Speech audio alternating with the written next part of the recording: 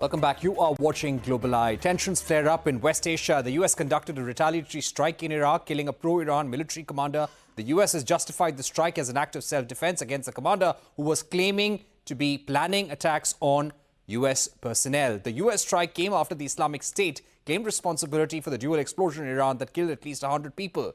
Meanwhile, Israel's defense minister has prepared a post-war plan for Gaza ahead of US Secretary of State Blinken's visit to the Middle East. This is Blinken's fourth visit to the Middle East in 3 months and comes amid fears of the war spreading to other regions. The Palestinian death toll has crossed 22,000, even as Israel warns of more attacks on southern Gaza. In Lebanon, thousands of Hamas sympathizers gathered to mourn the death of Hamas deputy commander who was killed in an Israeli drone strike earlier. Let me now go across to Ambassador Talmiz Ahmad, somebody who is authority on the Middle East, our former ambassador to Saudi Arabia. Ambassador Ahmad, thank you very much for joining us on the program. What do you think about Israel's plan to continue hitting the Hamas, their post-war plan as well? You see, this has been a central issue with the with the Israeli attack on Gaza. It is purposeless. They say that they have stated that they want to exterminate Hamas as a military force as well as a political movement. And therefore, they have gone into this killing spree. And they've gone on and on for 3 months, and they've killed 22,000 people, but they haven't got anybody.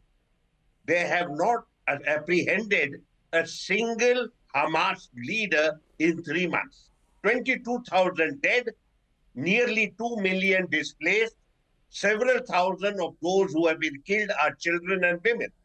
They've also started attacking West Bank, and they have also killed 300 people there. It's a killing machine that you are seeing in action today, but it is entirely purposeless because killing has now become an end in itself.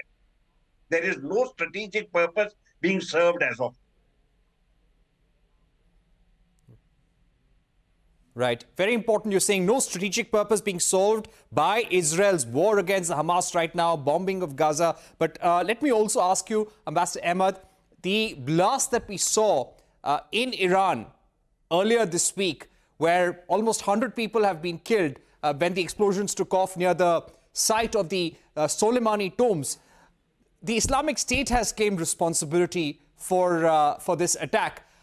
How do you put this piece of the puzzle together in light of what's happening between Israel and Hamas?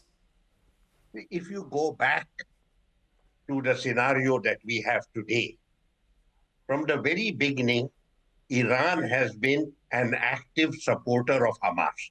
Iran was not involved with the 7 October attack and possibly did not know about it, but it has been a very strong political and military ally of Hamas for several years. Now when the war has begun and the Palestinians are being killed mercilessly, you have Iran's allies showing a certain degree of resistance. This resistance has come from Hezbollah, from the Iraqi militia in Iraq, in Baghdad and in other places, as well as from the Houthis. Iran itself has not been directly involved. It has been provoked. In Syria, one of its general, a brigadier, was killed in an Israeli attack. But Iran itself has been following a policy of what they call strategic patience.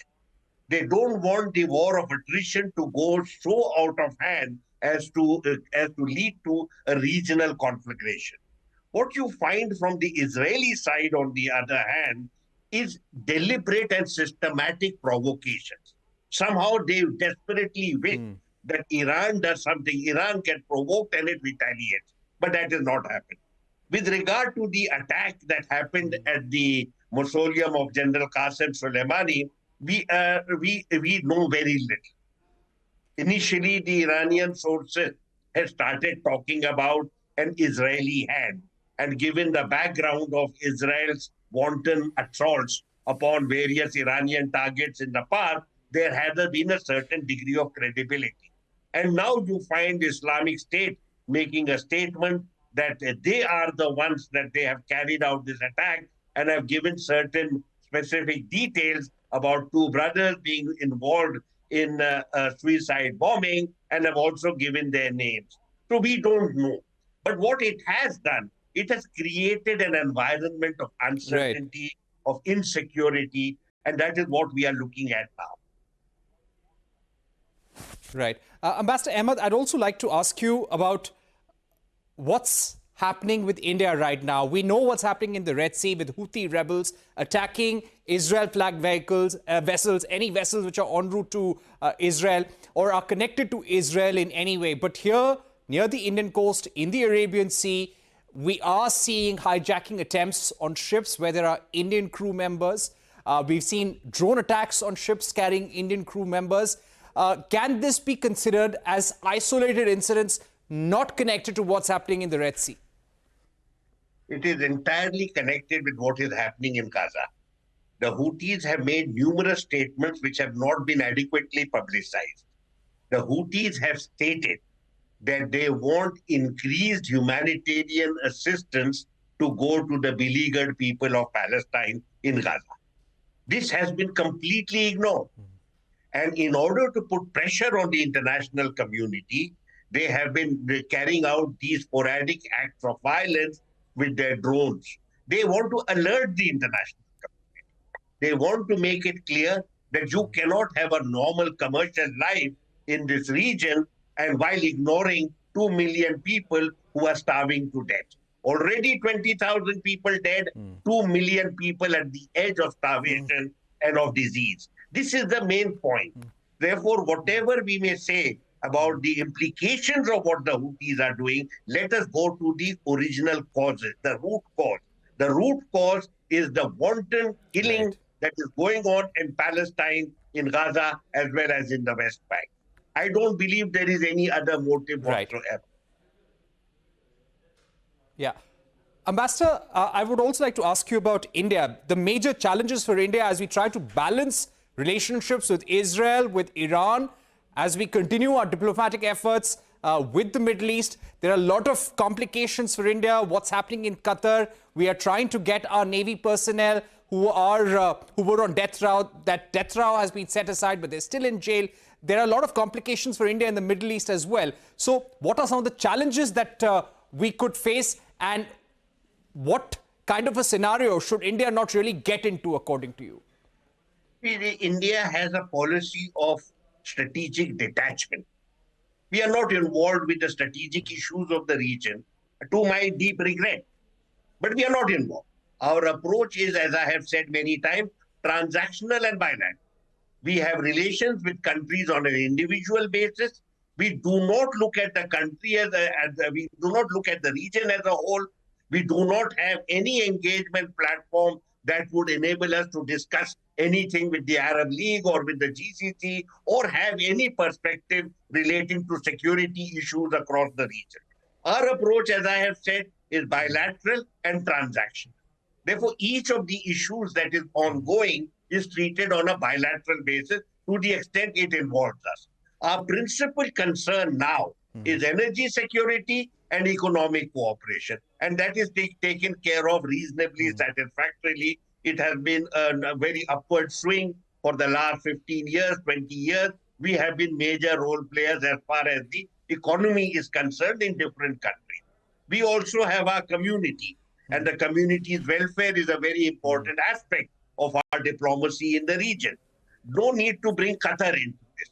Qatar is a very separate, standalone event that has to do with certain concerns that the government of Qatar has about the conduct of some of our people. We are engaged with that. It's a legal issue. Government of India is supporting the legal process, and I think it will take its own course. It is not political or diplomatic in character. The rest of the region is. Now, where is the question of balancing? Yes, we have ties with Iran, which are important. We have ties with Israel that are important. We have given support to Palestine over a very long time. This indicates a certain air of detachment, that we are separate issues and we have separate relations. Isn't this a matter of deep regret? We are a people and a nation that has engaged with West Asia for 5,000 years. We are the cherished presence in the region. Our community now numbers more than 8 million. We were extremely well placed to play a role in promoting stability and security in the region, a role that we have abdicated and which others have stepped in the meantime. Right. Therefore, I would say our policy continues to be transactional and bilateral. We take each issue on its own merits and address it on its own merit. There is no regional approach whatsoever. Right. So we need to have a regional approach, maybe for the future, play a bigger role, as you said, as we've done historically. Thank you very much, Ambassador Talmiz Ahmad, for joining us on the program, giving us that comprehensive view and putting the different pieces of the Middle East crisis in perspective for our viewers. With that, it's a wrap on this edition of Global Eye. Thank you for watching. Goodbye.